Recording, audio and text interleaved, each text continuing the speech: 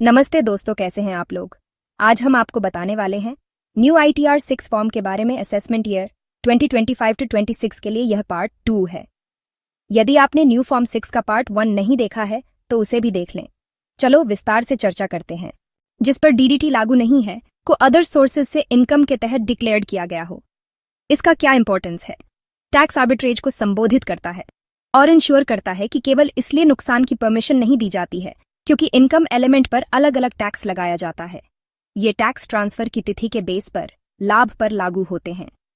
Tax payers को transfer date के आधार पर लाभ को एक्यूरेट रूप से डिवाइडेड करने के लिए ट्रांजैक्शन लेवल के रिकॉर्ड बनाए रखना चाहिए। 3. न्यू सेक्शन 44 BBC का reference cruise business taxation. ITR में अब बजट 2024 में शुरू की गई स्ट्रीम 44 BBC का रेफरेंस इंक्लूडेड है, जो क्रूज बिजनेस ऑपरेटर्स के एस्टिमेटेड टैक्सेशन से संबंधित है। ये सेगमेंट एलिजिबल बिजनेसेस के लिए सिंप्लीफाइड टैक्स प्रोवाइड कैलकुलेशन करता है। क्रूज कंपनीज को यह इवैल्यूएशन करना चाहिए कि क्या वे 44 BBC के तहत ऑप्शन चुनने के एबल हैं और सही इंश्योरिंग रिपोर्टिंग करें। 4.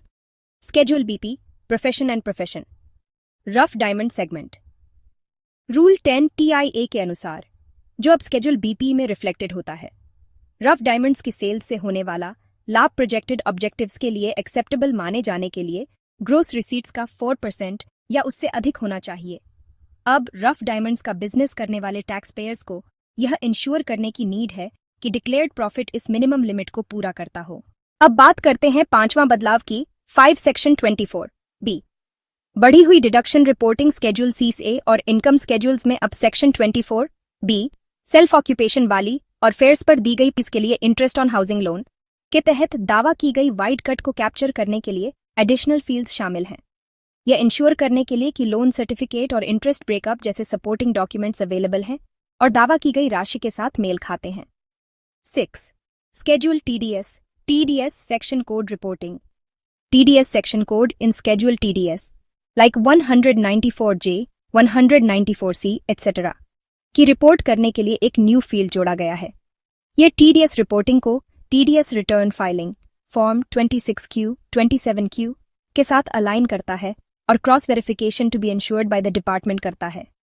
कंपनीज को फॉर्म 26AS/ट्रेसेस के साथ TDS डिटेल्स का मिलान करना चाहिए और मिसमैच से बचने के लिए रिकॉर्ड अपडेट करना चाहिए। New ITR 6 format detailed compliance, data validation and sector specific taxation पर CBDTA के बढ़ते फोकस को शोस है। टैक्स पेयर्स स्पेशली कंपनीज को इन चेंजेस की इन डेप्थ रिव्यू करनी चाहिए और अकॉर्डिंगली अपनी इंटरनल अकाउंटिंग टैक्सेशन सिस्टम्स को वेल एडजस्ट करना चाहिए। दोस्तों, आज के लिए इतना ही। अगर आपको ITR के बारे में पता है और कोई डाउट है तो हमें कांटेक्ट कर सकते हैं।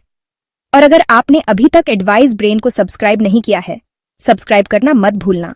अगर आपको यह वीडियो हेल्पफुल लगी हो तो लाइक, शेयर और सब्सक्राइब जरूर करें।